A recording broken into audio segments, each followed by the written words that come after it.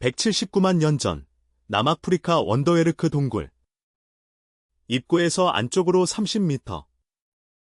빛이 닿지 않는 그 깊은 곳에서 불에 탄 뼈 조각이 발견됐습니다. 2026년 플러스1에 발표된 히브리 대학교 연구팀의 논문이었습니다. 그런데 이 발견에는 한 가지 이상한 점이 있었습니다. 동굴 입구에서 30m. 자연 산불이 이 깊이까지 들어올 수 있을까요? 답은 아닙니다. 산불은 동굴 입구 근처에서 멈춥니다. 산소가 부족하고 연료가 없으니까요. 그런데 30m 안쪽에서 불에 탄 뼈가 나왔다는 건 누군가가 불을 가져왔다는 뜻입니다. 179만 년 전에 호모사피엔스가 등장하기 150만 년도 더 전에 누군가가 바깥에서 불을 주워다가 동굴 깊숙한 곳까지 옮겼습니다. 여기서 우리가 알고 있던 상식이 흔들립니다. 보통 우리는 이렇게 배웠습니다. 인간이 불을 발명했다. 불을 다루게 되면서 문명이 시작됐다. 프로메테우스 신화처럼요. 신에게서 불을 훔쳐 인간에게 준 영웅. 하지만 현실은 신화보다 훨씬 더 기이합니다. 원더웨르크 동굴의 호미닌은 불을 만들지 못했습니다. 부싯돌을 쳐서 불꽃을 일으키는 기술은 훨씬 뒤, 대략 40만 년 전쯤에야 등장합니다. 그러면 179만 년 전에 그 불은 어디서 온 걸까요? 번개입니다. 건조한 초원에 번개가 떨어지면 불이 붙습니다. 200만 년 전 아프리카 사바나에서는 흔한 일이었습니다. 동물들은 도망칩니다. 당연합니다. 불은 위험하니까요. 그런데 이 호미닌들은 도망치지 않았습니다. 불이 꺼지기 전에 달려가서 타고 있는 나뭇가지를 집어 들었습니다. 뜨겁습니다. 연기에 눈이 매켭니다. 숨이 막힙니다. 그래도 놓지 않았습니다. 왜냐하면 이 불이 꺼지면 다음 번개가 칠 때까지 기다려야 하니까요. 다음 번개가 언제 칠지는 아무도 모릅니다. 내일일 수도, 한 달 뒤일 수도, 1년 뒤일 수도 있습니다. 불을 만들 수 없는 존재에게 자연이 준 불은 일회용이었습니다. 그래서 이들은 불을 지켰습니다. 만들 수 없으니까 꺼뜨리지 않는 것이 유일한 방법이었습니다.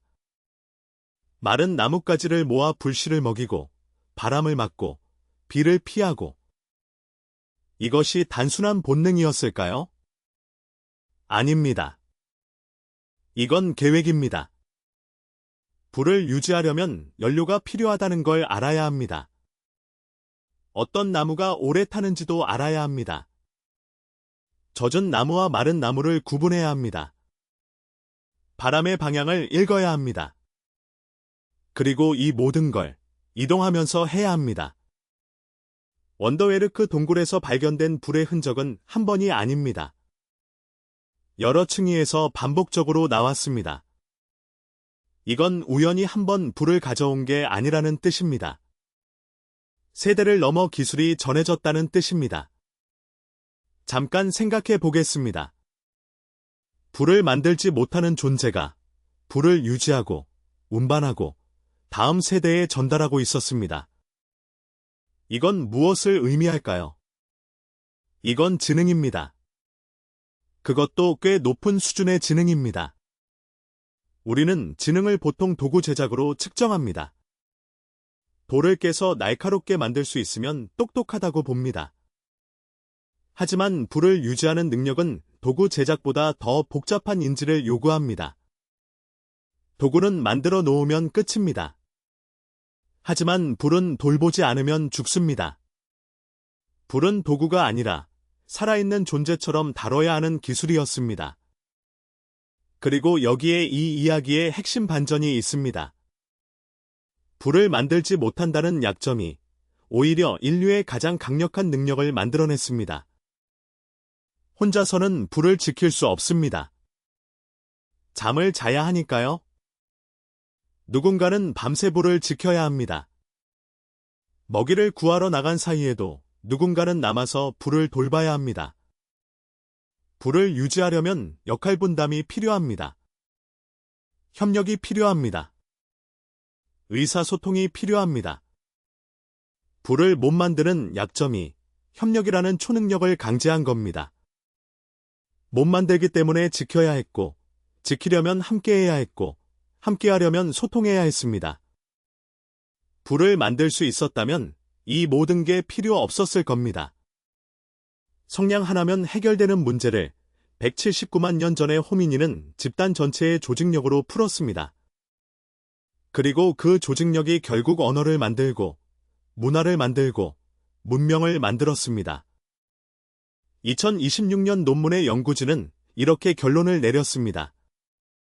원더웨르크 동굴의 불은 자연 발화가 동굴 깊숙이까지 도달한 것으로는 설명할 수 없다. 호미닌이 의도적으로 불을 운반했을 가능성이 크다. 가능 주체는 초기 아슐리안 도구와 연관된 호모 에렉투스 계열, 뇌 용량 약 900cc. 현대인의 3분의 2 수준입니다. 뇌가 현대인보다 훨씬 작은 존재가 불을 운반하고, 유지하고, 다음 세대에 전하고 있었습니다. 뇌의 크기가 아니라 뇌의 사용법이 달랐던 겁니다. 지금 이 순간을 생각해 봅니다. 여러분의 집에 있는 가스레인지.